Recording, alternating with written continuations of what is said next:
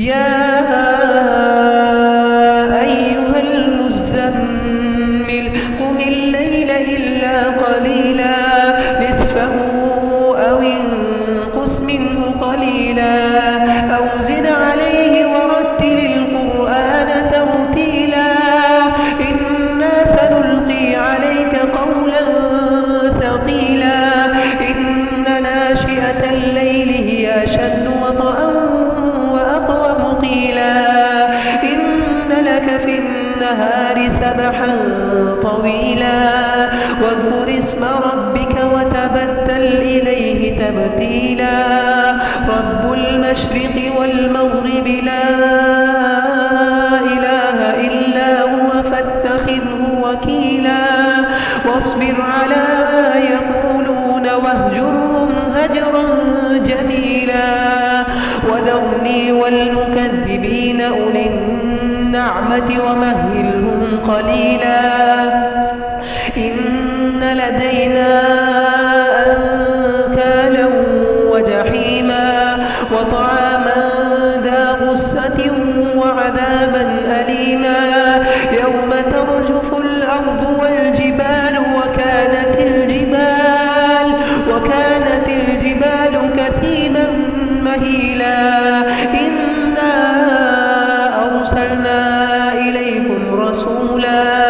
شاهدا عليكم كما أرسلنا إلى فرعون رسولا فعصى فرعون الرسول فأخذناه أخذا وبيلا فكيف تتقون إن كفرتم يوما يجعل الولدان شيبا السماء منفطر به كان وعده مفعولا إن هذه تذكرة فمن شاء اتخذ إلى ربه سبيلا إن ربك يعلم أنك تقوم أدنى من ثلثي الليل ونصفه وثلثه وطائفة من الذين معك والله يقدر الليل والنهار علم أن لن تحصوه فتاب عليكم فاقرؤوا ما تيسر من القرآن علم أن سيكون منكم مرضى وآخرون يضربون في الأرض يبتغون من فضل الله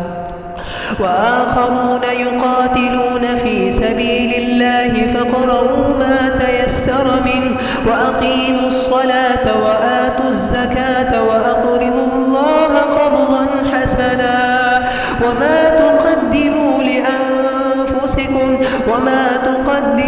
لأنفسكم من خير